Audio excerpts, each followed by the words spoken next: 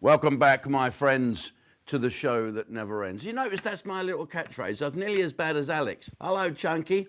You know, Alex, we're very, very pleased that Alex Belfield has signed for Ustream TV, and he will be hosting a new show called Face to Face with Alex Belfield that will be starting in March, where we'll sit him down with a celebrity or two and get him to give them a bit of a grilling, which he does so well.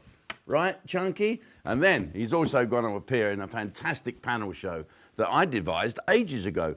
I put it together. Do you remember Mo Molam, the politician? She hosted it, and we had Jethro on it, rest his soul. Bradley Walsh, as if he hasn't got enough to do. Stephen K. Amos, Bob the Cat Bevan. It was really, really good, like Question Times on acid.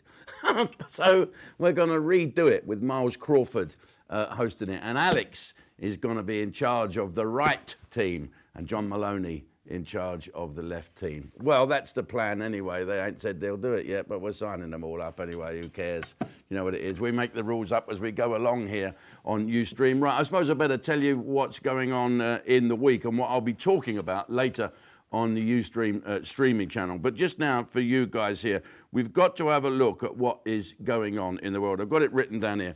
Russia has got 30 million troops camped on the Ukrainian border. We've sent a couple of our soldiers over there with some anti-tank missiles, Javelin or something like that. That'll be all right, won't it, against the might of the Russian bear marching at full pace across the Afghan place. No, they're not in the Afghan place. Get on with it. Right, okay. So we've all right that going on. That is a big problem. And Sleepy Joe says, well, you know, if Putin invades Ukraine, it's very bad, and he's a naughty boy, or something like that.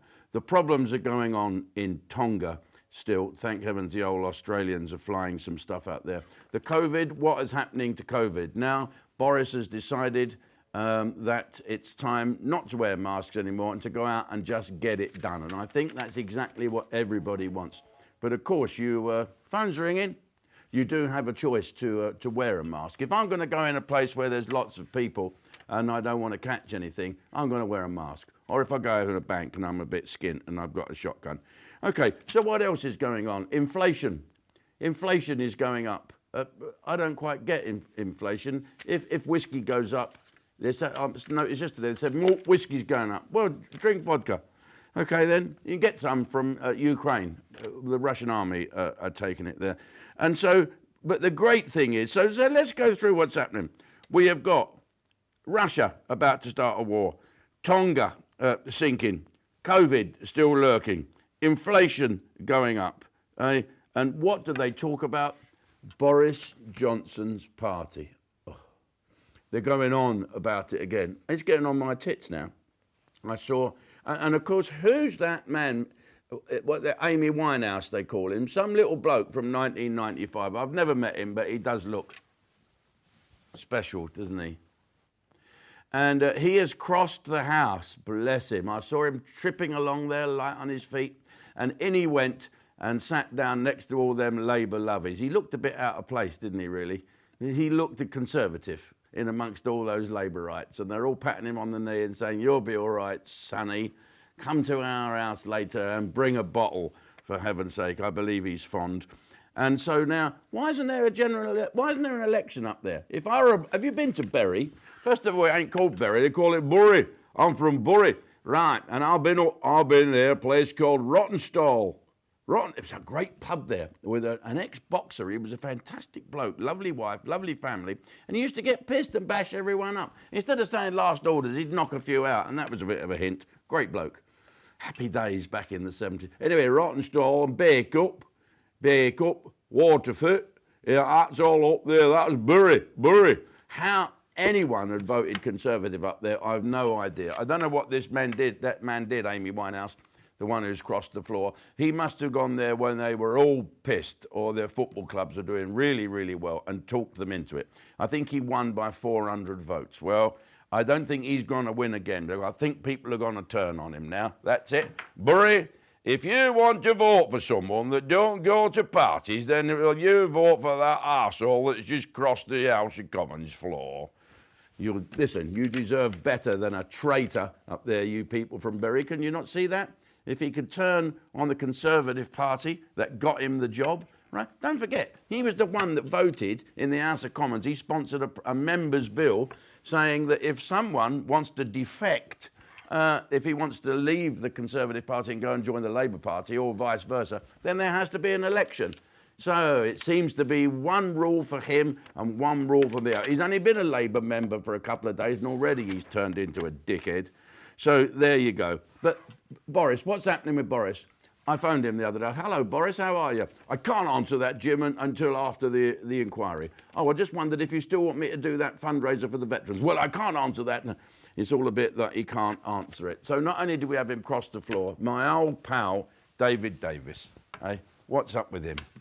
He's gone a bit, well, he's ex-special forces, isn't he? I think he was in the SAS, in 2-3 SAS or 2-1 or something like that. I've met him a few times. He's got a nose like it's been made out of plasticine and stuck on. I think him and Bradley Walsh go to the same Ooter shop.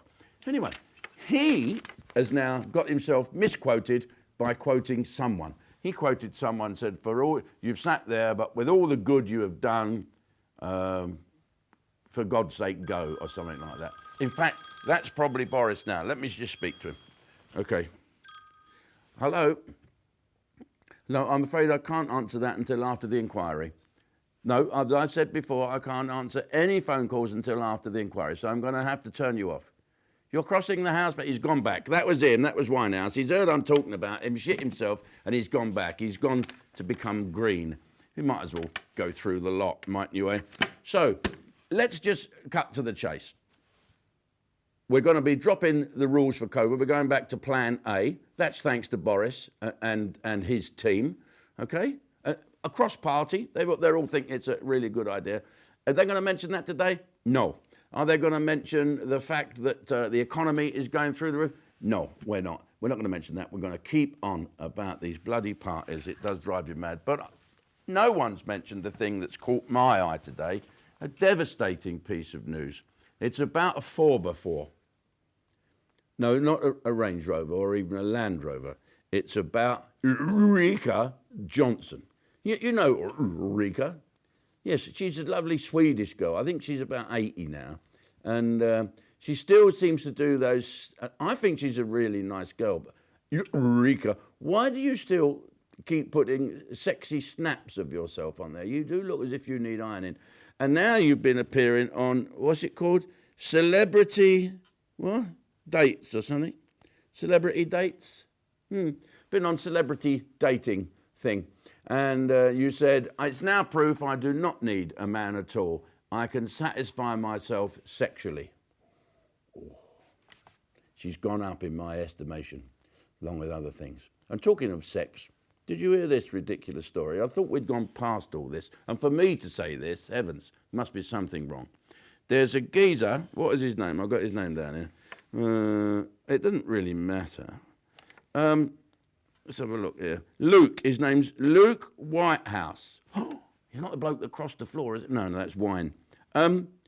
He has a partner who he's been living with. They're gay men for 8 years. And they went to funny old Purple Bricks, or that all looks funny to me.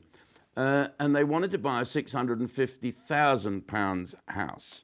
And a man who owns it with his wife, he's a doctor, so-and-so, and he told the estate agent, I can't sell this house to a same-sex couple because it's not God's way of doing things. So he was saying that God is against homosexual couples, and so they can't sell the house. Well, you have got to get a life, mate.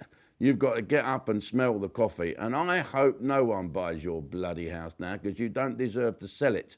That's a terrible thing to do, just because they're gay and you don't like it. So you are head of the gay cancel culture, are you? Well, and you speak up for God and people. Listen, I speak to God occasionally. He hasn't mentioned anything to me about not selling the fucking house to gay people. So wind your neck in, mate, and stop being silly. Oh, heaven's sake. There you go. If anyone from Stonewall or Gay Pride is looking, I'm on your side here. Go and buy a house. Go and stick a flag up at the end of his road. That's what you need to do.